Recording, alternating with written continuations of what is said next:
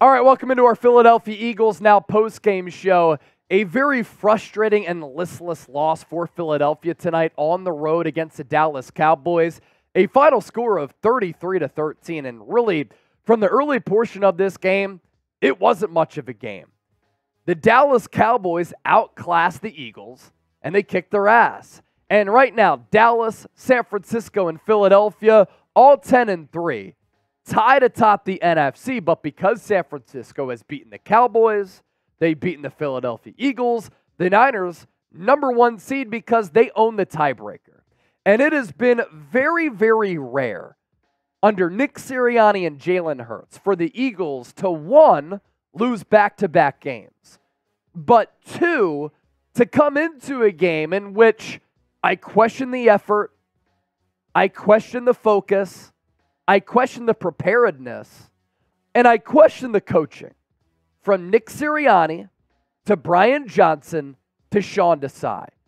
All across the board for Philadelphia on Sunday Night Football with a lot to play for. You beat the Dallas Cowboys, you pretty much wrap up the NFC East. And you're able to get over that loss in which you got pounded by the San Francisco 49ers last week. But now, this is an Eagles team that has to travel to Seattle. Philadelphia has not beaten the Seahawks since 2008. They're limping. They're not playing good ball. And there are a lot of problems that the Eagles have to address and try to clean up.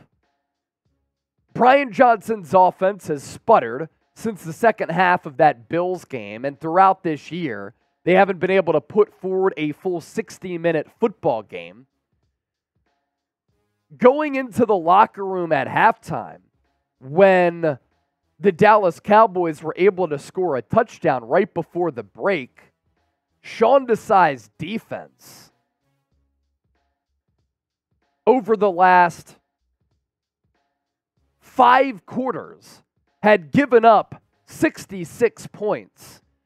You have a couple of star players in Jalen Hurts, A.J. Brown, and Devontae Smith. All of those players had costly fumbles in this game. This defense could not get off the field on third downs.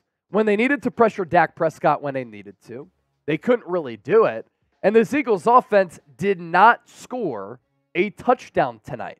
The only touchdown for Philadelphia came on a Fletcher Cox strip sack of Dak Prescott that Jalen Carter scooped and scored with. Outside of that, not only were those 3 Eagles turnovers bad, they all came in plus territory. And you go back to what cost this team against San Francisco last week. First 2 drives of the game, picked up multiple third down conversions. They drove right down the field, but in the red zone, they sputtered. Had to settle for 2 field goals. If you go up 10-0 or 14-0 last week, it might be a different game. And then this week, you have your opportunities to fight back. You have your opportunities to claw back.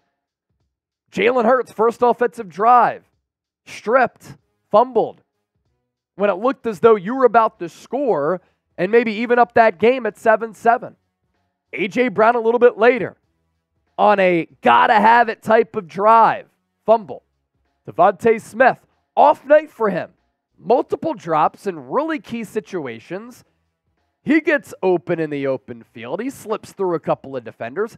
He gets stripped as well. So when your best players are just off, the coaching is off, your defensive coordinator's calls are off, the Eagles just look like they're limping, like they're beat up, like they're tired. And that's where this gauntlet of a stretch, I think, has come back to hurt Philadelphia a little bit. They started 2-0 against Kansas City and against Buffalo, and now they've gone back-to-back losses against San Francisco and against Dallas. And tonight, it was just 2 different teams on 2 opposite sides of the spectrum where the Cowboys looked like the hot team that were in rhythm, that had that synergy working, whereas Philadelphia came in hobbling a little bit, and they're unsure of themselves, and they're really not able to do anything right. They're dropping footballs. They can't tackle. They have penalties all the time left and right. And they're just playing a brand of football that is not the standard of Eagles football as preached by Nick Sirianni and echoed by Jalen Hurts. Now, we have more to get to with our post-game show. Are the Eagles frauds? We got to explore that. First, make sure you subscribe to Eagles Now for the best Eagles content right here on YouTube. Win or lose, we are here for you, and we're here to chop it up with all of you and really let you know, win or lose, what went right and what went wrong. As far as this Eagles offense, this simply is not good enough. 325 yards of offense. They ran it a little bit more, 23 times, 107. But the 3 turnovers, really just inexcusable. And then you look at what this Cowboys team was able to do. 394 yards of total offense, ran it pretty well. Anytime you lose the turnover battle and you're on the road 3-1, not going to win many games. Philadelphia losing the time of possession battle as the Cowboys had the rock for 36 minutes. And are the Eagles frauds? You think about that question, right? And you think about how they've entered halftime over the last several games. Commanders down 17-10, they come back. Cowboys down 17-14, they come back. Chiefs down 17-7, they come back. Bills 17-7, another comeback. Against the Niners, 14-6, pummeled. And against the Cowboys, 24-6, dominated. It is a dangerous way to play, and it is not a sustainable way to play when you start games slow and you have to rely on these heroic comebacks in the second half of games. The NFL's too good, NFL's too talented to have to rely on MVP Jalen Hurts heroics week in and week out. And you look at a team last year, Minnesota Vikings, right? They were 11-0 in one-score games. That is a statistic that always reverts, and it never carries over year to year. So right now, this Philadelphia team is kind of playing like a fraudulent football team, and over the last 2 weeks, everything has just seemed difficult to come by. And the wins and the shocking, thrilling nature of those close wins are great, but sometimes they don't cause you to look at the entire picture. And when you look at the entire picture for Philadelphia, they've gotten a little bit lucky, and it hasn't been sustainable. So right now, playing like a fraudulent football team. You know what's not fraudulent? Factor. And I know a lot of us are really busy this holiday season. If you want to save time with meal prepping, grocery shopping, and cooking, sign up with Factor, America's #1 ready-to-eat meal delivery service. You can get 50% off using the code EaglesChat50. We'll put that link down below in the comment section and in the description of this video. During this bustling holiday season, you might be looking for nutritious flavor meals to fuel you up on jam-packed days. America is always looking for some good food, right? Well, Factor is America's #1 ready-to-eat meal delivery service. They can help you eat well for breakfast, lunch, and dinner with chef-prepared, dietitian-approved, ready-to-eat meals that are delivered straight to your door. Cross meal prepping off your list this holiday season with Factor and skip the meal planning, grocery shopping, chopping, prepping, cleaning up, and get Factor's fresh, never frozen meals delivered right to your door. They're ready in just a couple of minutes, and you can treat yourself to high-quality, delicious meals over the holidays. Choose from 35-plus chef-crafted meals every week that support a healthy lifestyle and meet your meal preferences, whether it's calorie smart, vegan, veggie, protein plus, and more wholesome options. Sign up today with Factor and get 50% off using the code EaglesChat50. Going back to this game here, the Eagles have been outscored over their last 2 games against the San Francisco 49ers.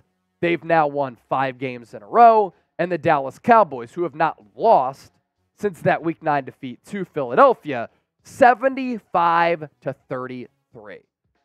Again, you go back to the question, is this team a fraudulent football team?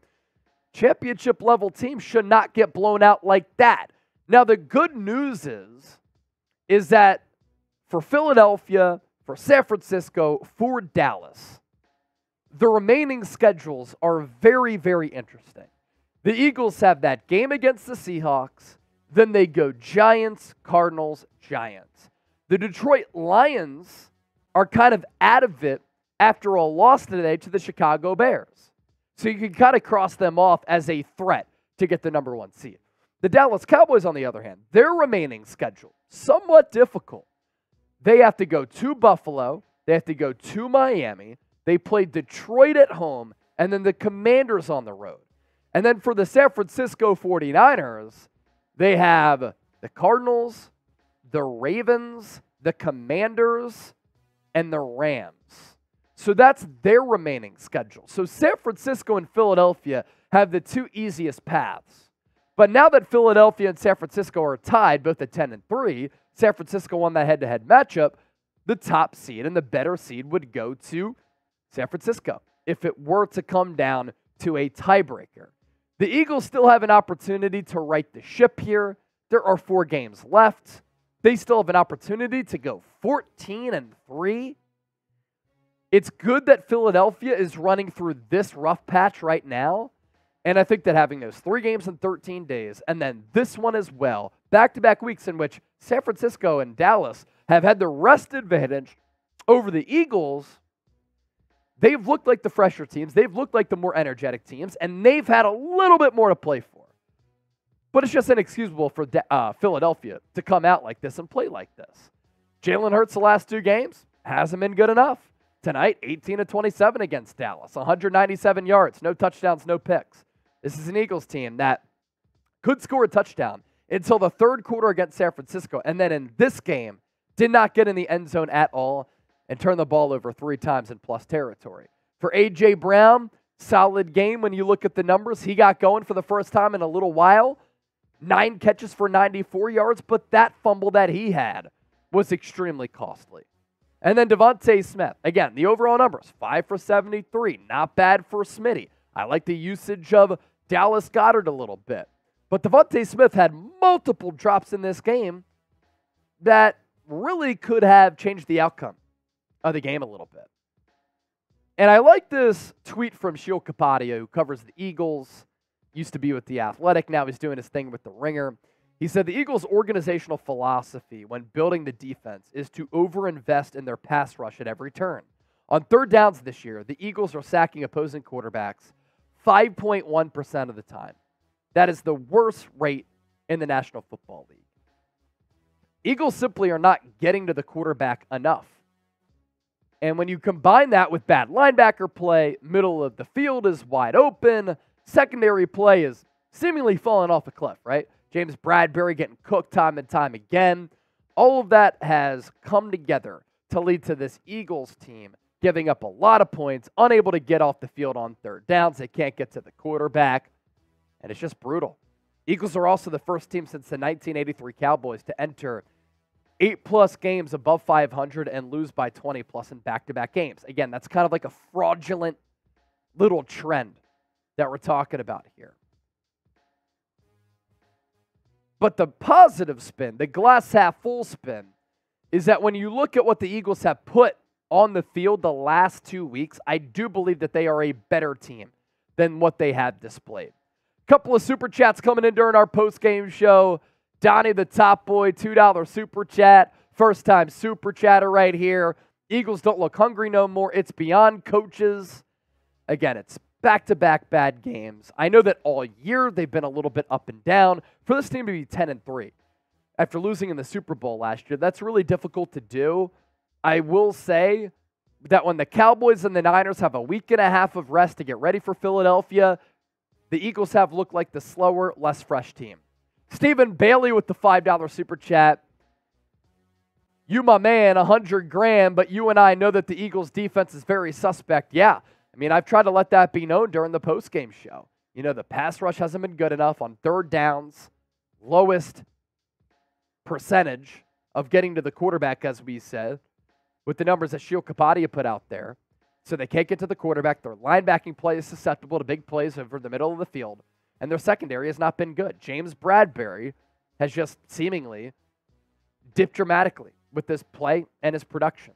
So, Steven, I'm with you, my man. Thank you for that $5 super chat. Now, win or lose, we're going to continue to talk about this football team, and we're going to continue to give you the best Eagles analysis right here on Eagles Now. So make sure you hit that sub button. 33-13, the final score. Thanks to everybody who tuned into our watch party. and we'll catch you on Monday for more coverage.